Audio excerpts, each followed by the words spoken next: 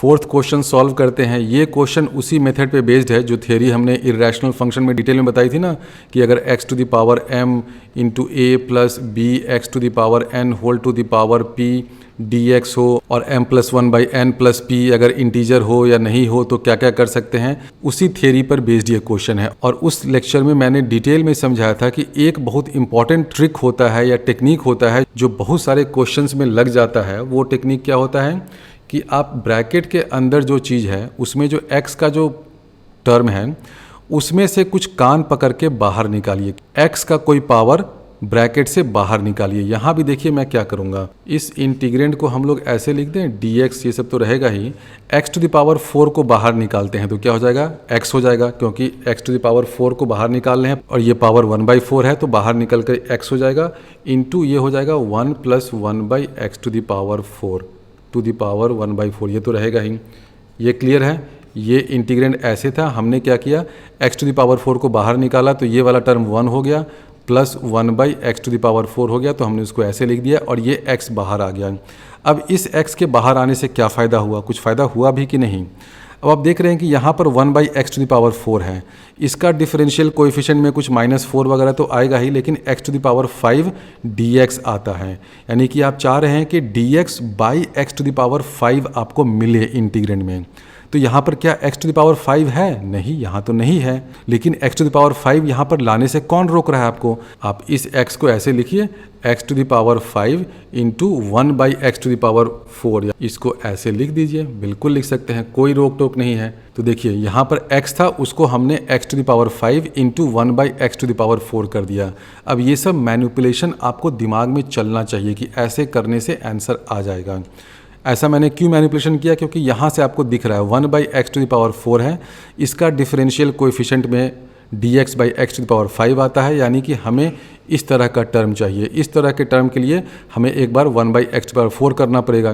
कर दीजिए, कोई फ़र्क नहीं पड़ता है, क्योंकि 1/x टू द पावर 4 अगर हम लोग कुछ यहाँ पर एज्यूम करेंगे तो 1/x टू द पावर 4 को भी उसके टर्म्स में आसानी से लिख सकते हैं। और इसको अब सॉल्व करने के लिए हम लोग सब्स्टिट्यूशन ये लेते हैं, 1 plus 1/x to the power 4 this is equal to t to the power 4।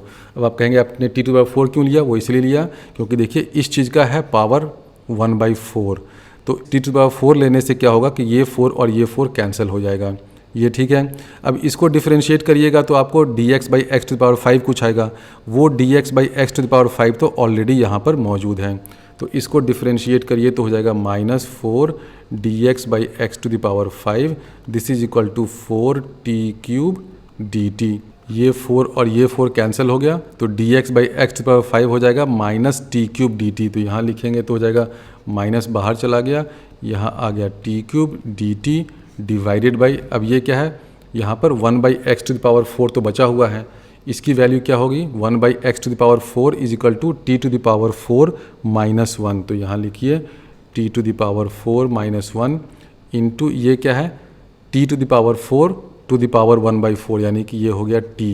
तो अब क्या होगा, ये t और ये t³ कैंसिल हो जाएगा तो यहाँ आ जाएगा t²। इसको सिंप्लीफाई करने पे इंटीग्रल क्या हो जाएगा, t² dt डिवाइडेड बाई, नीचे में क्या है t टू द पावर 4 -1, तो इसको हम लोग ऐसे लिख दें t² -1 इंटू t² +1, बिल्कुल लिख सकते हैं। अब इसमें आप क्या करिए, यूजिंग पार्शियल फ्रैक्शन आप इस इंटीग्रेंड को डीकम्पोज कर सकते हैं, दो टुकड़ों में बांट सकते हैं।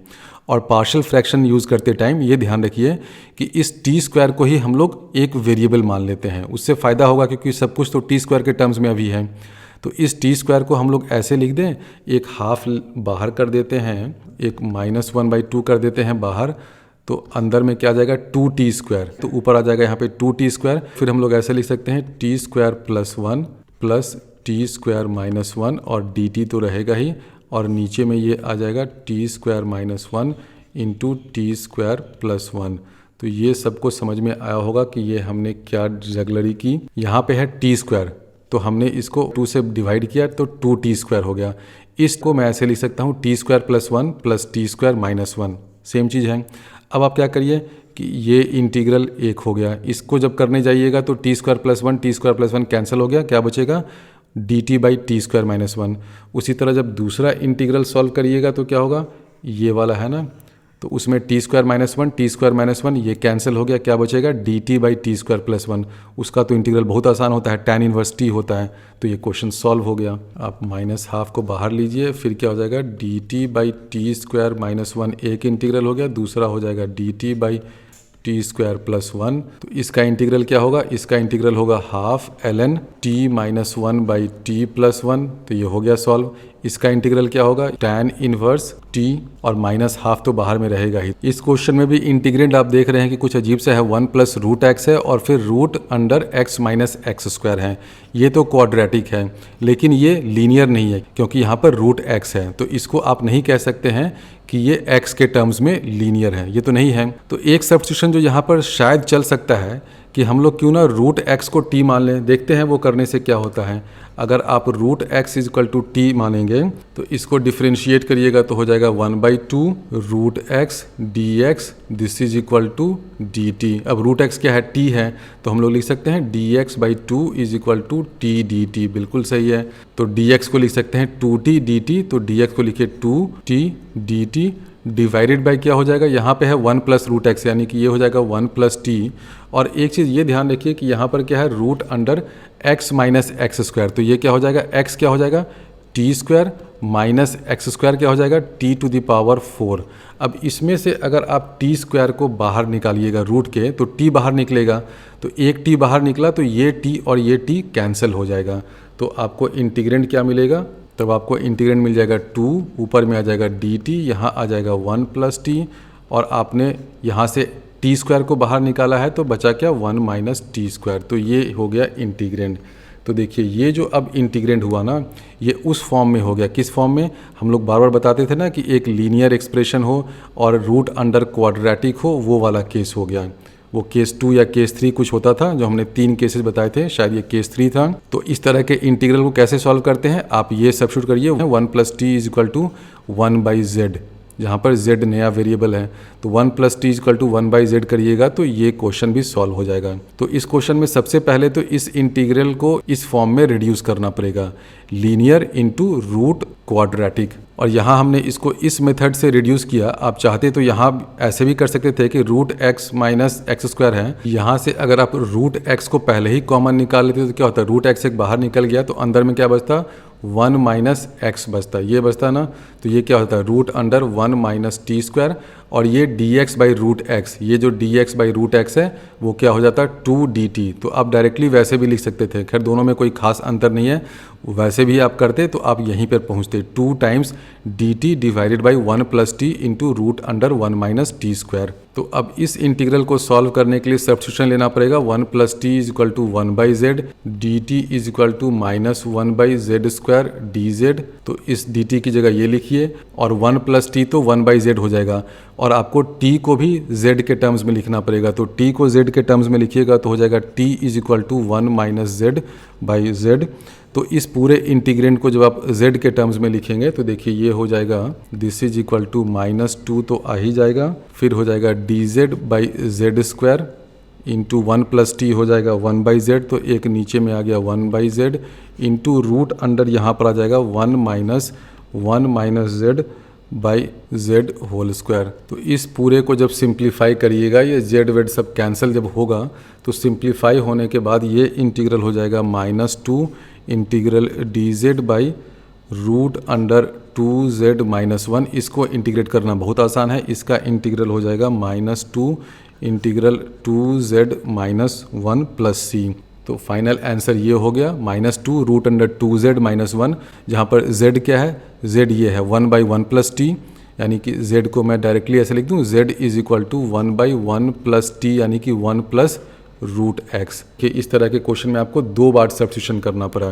पहले तो इस इंटीग्रेंड को इस standard form linear root quadratic इस फॉर्म में लाने के लिए आपको root x equal to t करना पड़ा। ये करने के बाद जब आप इस फॉर्म में आ गए तो लीनियर रूट क्वाड्रेटिक को सॉल्व करने का क्या सब्स्टिट्यूशन होता है, जो लीनियर हो जाता है ना, linear is equal to 1 by another variable. तो टी क्योंकि ऑलरेडी यूज हो गया था तो हमने z लिया, तो 1 plus t is equal to 1/z किया। ये सब करते हुए लास्ट में ये आंसर आ गया z के टर्म्स में, जिसको आप x के टर्म्स में चेंज कर सकते हैं। 6th प्रॉब्लम है। इस प्रॉब्लम में आप देख रहे हैं कि यहाँ पर e to the power x है, e to the power 2x है। तो आपको लग रहा होगा कि क्यों ना हम लोग e to the power x को t मान लें, तो ये जो रूट के अंदर है वो क्वाड्रेटिक हो जाएगा इन t। बिल्कुल सही लग रहा है। तो अगर आप e to the power x को t मानिएगा तो क्या हो जाएगा, e to the power x dx this is equal to dt हो गया। ठीक है, तो अब आप देख रहे हैं कि ऊपर में तो सिर्फ dx ही है, e to the power x तो है नहीं। तो आप क्या करिएगा, ऊपर नीचे दोनों को e to the power x से मल्टीप्लाई कर दीजिए। तो अब क्या हो जाएगा, e to the power x dx ऊपर भी हो गया और नीचे भी हो जाएगा e to the power x, और ये तो एज इट इज़ ये सब रहेगा ही। तो इसको जब मल्टीप्लाई वगैरह करिएगा तो हो जाएगा e to the power x dx हो जाएगा dt डिवाइडेड बाई यहाँ आ जाएगा t into root under 1 plus t square. तो ये भी देखिए कौन से फॉर्म में हो गया, ये भी हो गया लीनियर रूट क्वाड्रेटिक। तो इस फॉर्म को भी इंटीग्रेट करने के लिए क्या करना पड़ता है, ये जो लीनियर वाला चीज़ है ना t को हमको लेना पड़ेगा 1/z, और t क्या है, t है e to the power x, यानी कि बेसिकली हमें अब सब्स्टिट्यूशन करना है e to the power x is equal to 1/z। यानी कि हम लोग डायरेक्टली ये सब्स्टिट्यूशन क्यों ना कर देते हैं, शुरुआत में ही बिल्कुल कर सकते थे। आपको अल्टीमेटली क्या करना पड़ रहा है, t is equal to 1/z यानी कि e to the power x is equal to 1/z, यानी कि आपको सब्स्टिट्यूशन क्या करना है, e to the power minus x is equal to z। तो यही सब्स्टिट्यूशन हम लोग शुरुआत में ही कर देते, कौन रोकने वाला था। बिल्कुल सही बात है। तो बुक्स में आपको इस क्वेश्चन का सोल्यूशन ऐसे ही मिलेगा कि सीधे e to the power minus x is equal to z कर लो। यहाँ पर मैंने समझाने के लिए सिस्टमेटिक तरीके से बताया कि अच्छा इसको क्वाड्रेटिक बनाना है e to the power x में, तो e to the power x को t मानो, तो ऊपर भी e to the power x dx करो, तो नीचे भी e to the power x करो। अल्टीमेटली यहाँ आ गए t इंटू रूट समथिंग, यानी कि लीनियर इंटू रूट q। तो इसका सब्स्टिट्यूशन क्या होता है, लीनियर इजिकल टू 1/z। तो अल्टीमेटली हम लोग यहाँ पहुँच गए। तो ये कॉन्सेप्ट थॉट प्रोसेस समझाने के लिए मैंने ये किया कि ये जो फाइनल सब्स्टिट्यूशन है वो कैसे आता है। एक तरीका ये हो गया। दूसरा तरीका आप यहाँ से भी देख सकते थे कि रूट के अंदर ये सब है, आप इसमें से कॉमन ले लीजिए e to the power 2x।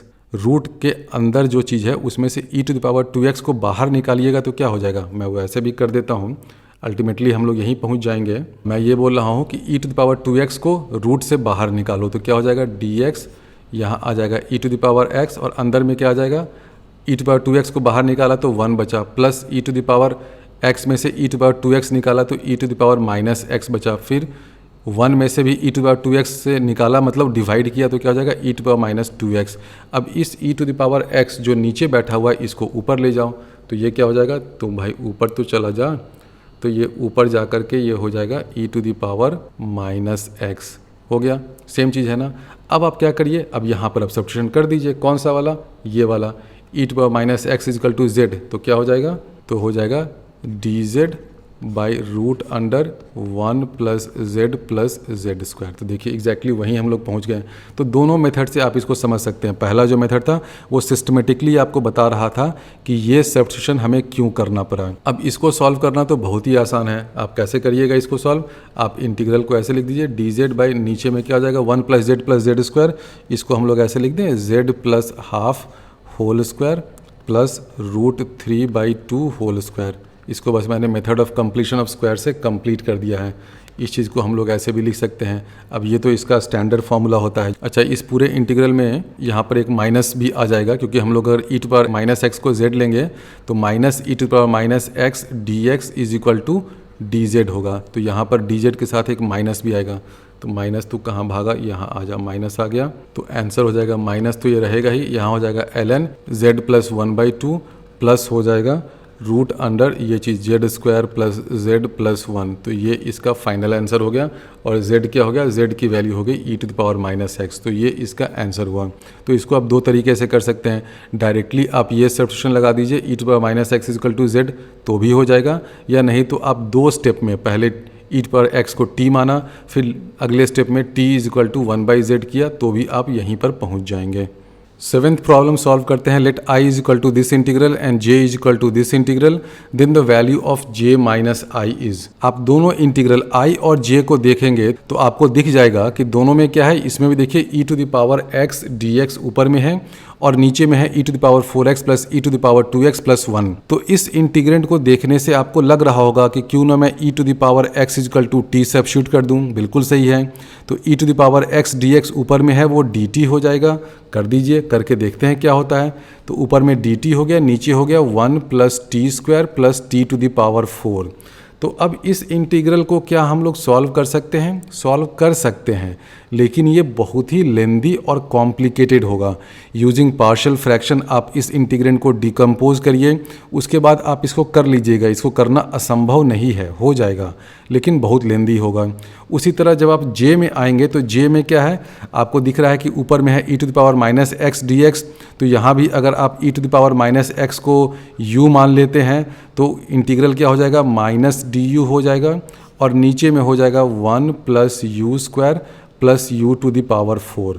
इस इंटीग्रल को भी आप सॉल्व कर सकते हैं यूजिंग पार्शियल फ्रैक्शन। इनफैक्ट दोनों बिल्कुल मिलता जुलता है, अगर आपने एक को कर लिया तो दूसरे को करना बिल्कुल आसान है। लेकिन इस इंटीग्रल को सॉल्व करना बहुत लंबा है, और क्वेश्चन में भी देखिए कि आपसे i और j की वैल्यू इंडिविजुअली नहीं पूछी है, पूछा है कि j माइनस आई क्या होगा।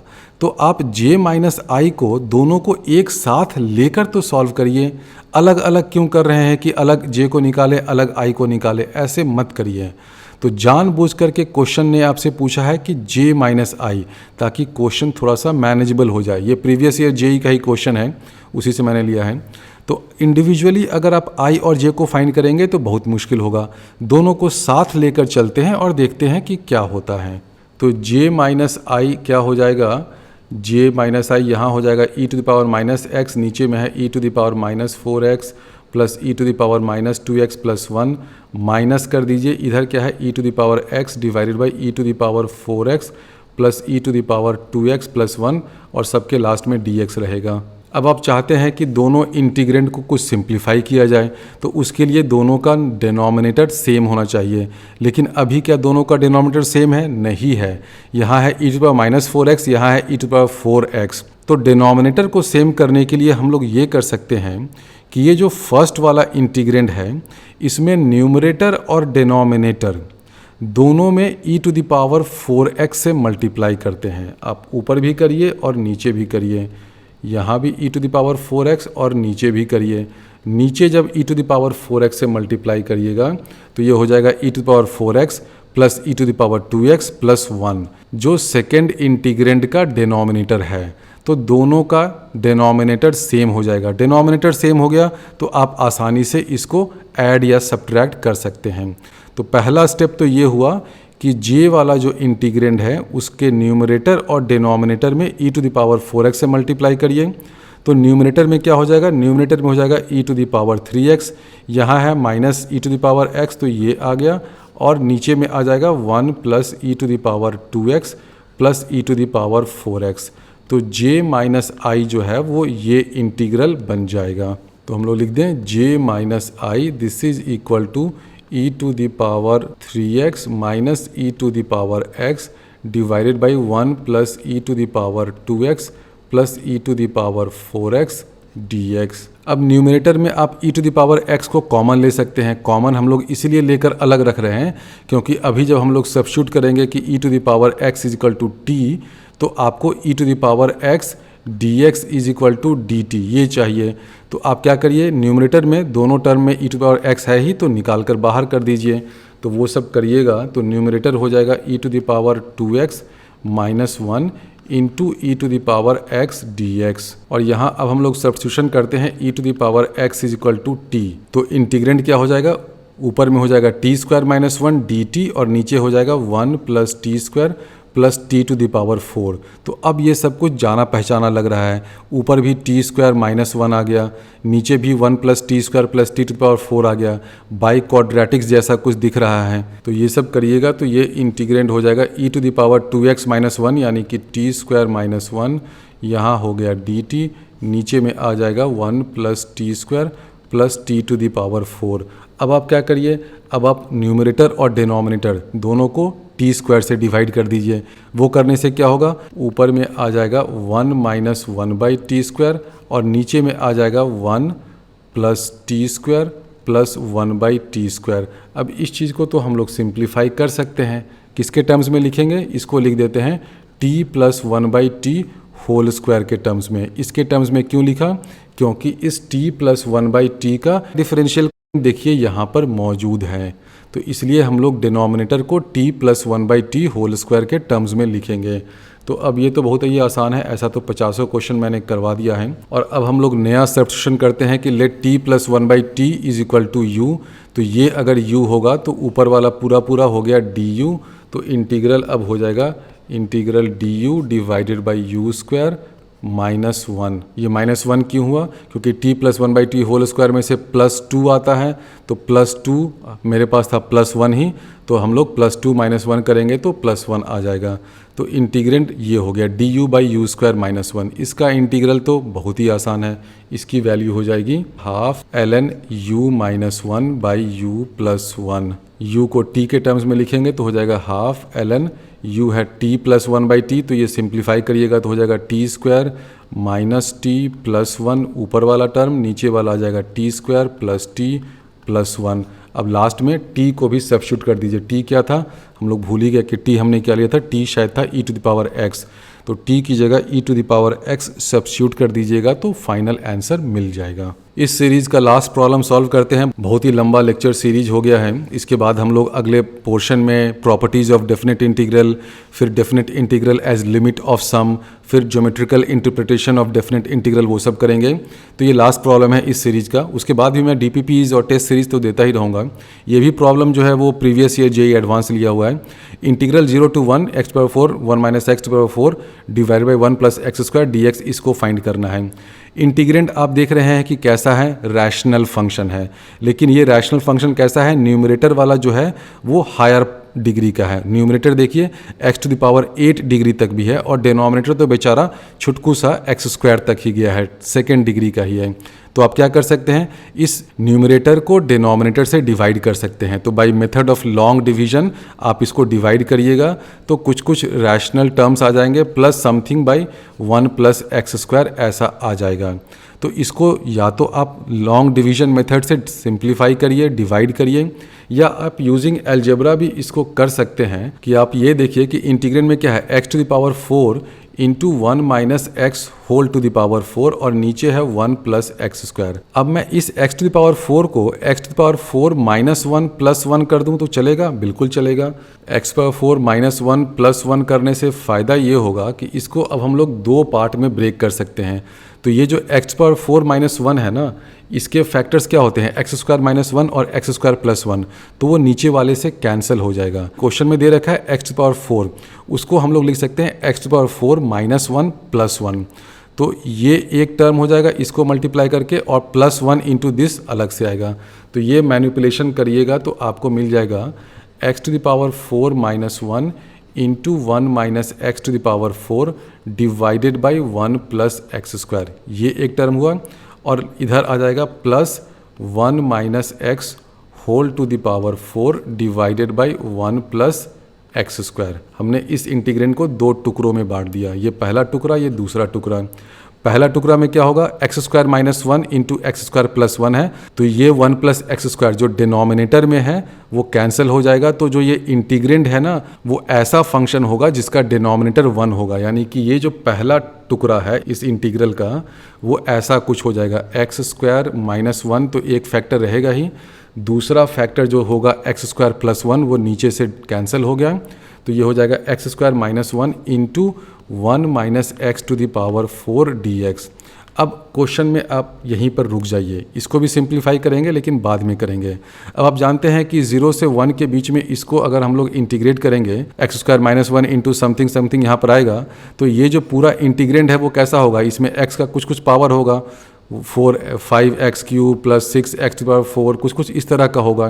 तो इसको जब हम लोग 0 से 1 के बीच में इंटीग्रेट करेंगे तो कोई रैशनल नंबर आपको यहाँ पर मिलेगा। फर्स्ट पार्ट की मैं बात कर रहा हूँ। इसका इंटीग्रेशन जब आप 0 से 1 के बीच में करिएगा तो क्योंकि यहाँ पर सारे रैशनल टर्म्स हैं, x के कुछ पावर होगा, x⁴, x⁴, उस टाइप का कुछ होगा, तो ये सिंप्लीफाई होकर के कोई सिंपल रैशनल नंबर आपको मिलेगा। अब क्योंकि ये ऑब्जेक्टिव टाइप क्वेश्चन है, 4 ऑप्शन दे रखे हैं, तो टाइम बचाने के लिए एग्जाम में, मैं सब्जेक्टिव क्वेश्चन हूँ तब तो नहीं बोलूँगा कि ये सब ट्रिक लगाइए, लेकिन टाइम बचाने के लिए ऑब्जेक्टिव क्वेश्चन में ये कर सकते हैं कि अभी आप यहीं पर रुक जाइए, इसका कुछ वैल्यू होगा, अब इस पर कंसंट्रेट करते हैं। ये जो है 1 minus x to the power 4 divided by 1 plus x square. तो इस सेकेंड इंटीग्रेंड को भी आप देखिए ऐसे कर सकते हैं, 1 minus x to the power 4 है, यानी कि ये 1 माइनस एक्स होल स्क्वायर है। और 1 माइनस एक्स होल स्क्वायर क्या होता है, ये हो जाता है 1 माइनस एक्स होल स्क्वायर कितना होगा, 1 plus x square minus 2x,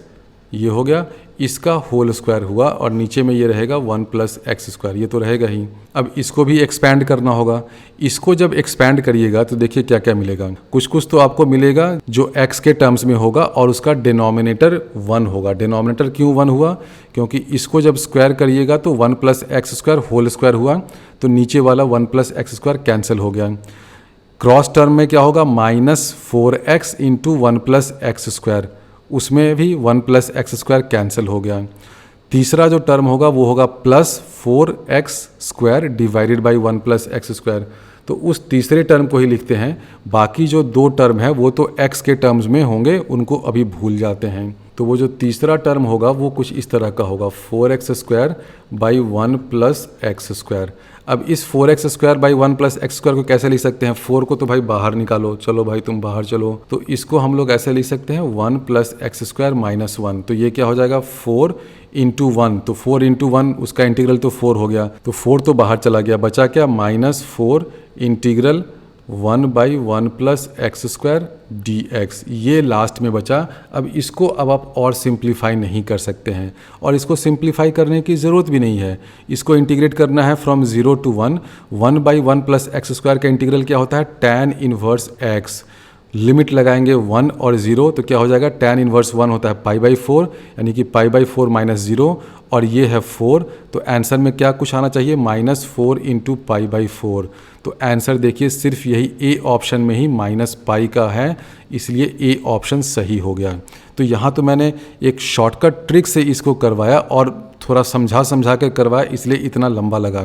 लेकिन हाँ, ये शॉर्टकट ट्रिक नहीं चलता अगर ये सब्जेक्टिव टाइप क्वेश्चन होता या न्यूमेरिकल वैल्यू टाइप होता, उसमें आपको अलग अलग हर टर्म को इंटीग्रेट करना पड़ता, और वो भी आप कर सकते हैं, बस थोड़ा सा सिंपल अलजेब्राइक कैलकुलेशन है और कुछ नहीं है। या यहाँ पर भी अगर कोई दूसरा ऑप्शन रहता जिसमें लास्ट में माइनस पाई रहता, तब फिर आप अटक जाते हैं। लास्ट में सब इंटीग्रेशन करते करते यही वाला टर्म बचता है, वो क्या हो जाता है, माइनस 4 इंटू पाई बाई 4, यानी कि माइनस पाई। तो माइनस पाई इसी में है, तो ए आंसर सही है। अब कुछ बच्चे ये सोच सकते हैं कि 22/7 तो पाई के बराबर होता है, तो 0 को हम लोग क्यों ना सही आंसर मानें। और ये जो क्वेश्चन है उसमें मोर देन 1 ऑप्शन भी करेक्ट हो सकता है, लेकिन फिर भी सी सही नहीं होगा, क्योंकि पाई की वैल्यू तो एग्जैक्टली 22/7 नहीं होती है ना। पाई तो इरेशनल नंबर है, वो 22/7 के बराबर कैसे हो सकता है। अप्रॉक्सीमेट वैल्यू उसकी 22/7 है, तो सी आंसर नहीं होगा, ए सही आंसर है। अगर आप इस क्वेश्चन को एग्जैक्ट पूरा डिटेल में सॉल्व करना चाहते हैं तो वो भी सॉल्व कर सकते हैं। इन दोनों टर्म्स को मल्टीप्लाई करिएगा तो एक्स के टर्म्स में कुछ इंटीग्रेंड आएगा। यहाँ पर जो दो टर्म जिसको मैं खा गया था उसको भी खोल कर लिखिएगा तो भी एक्स के टर्म्स में कुछ आएगा, तो वो सब सिंप्लीफिकेशन करिएगा, सिंपल अलजेब्राइक मैनिपुलेशन है, वो सब करिएगा तो इंटीग्रेंड आ जाएगा। तो इसको अब आप सॉल्व कर लीजिए, इन सब को इंटीग्रेट करिएगा बिटवीन लिमिट्स 0 टू 1, तो ये क्या हो जाएगा, x टू द पावर 7/7, ये हो जाएगा माइनस 4x पावर 6/6। तो ये सब को सॉल्व कर लीजिए बिटवीन लिमिट्स 0 टू 1, तो इन सब की वैल्यू आ जाएगी जो क्वेश्चन में दे रखी है ना, आई थिंक 22/7, तो इनकी वैल्यू आ जाएगी 22/7। ये क्या आ जाएगा, minus 4 into tan inverse 1, tan inverse 1 होता है पाई बाई 4, यानी 4 इंटू पाई बाई 4, तो ये वाला टर्म हो जाएगा माइनस पाई। तो मुझे इस टर्म को ही देख करके हिंट मिला, बाकी जो सारे टर्म्स थे ना ये सब, इनको मैं नेग्लेक्ट करता जा रहा था। मैं लास्ट में आ रहा था इस टर्म की खोज में, इस टर्म की तलाश में। यहाँ पर आया तो इसकी वैल्यू आ गई माइनस 4 इंटू पाई बाई 4, यानी कि माइनस पाई, यानी कि ए ऑप्शन सही हो गया। डिटेल मेथड से भी सॉल्व करिएगा तो ये सब करते जाइएगा तो फाइनल आंसर 22/7 माइनस पाई आ जाएगा। अब अगले लेक्चर में हम लोग प्रॉपर्टीज ऑफ डेफिनेट इंटीग्रेशन और उसके आगे के कॉन्सेप्ट्स को स्टडी करेंगे।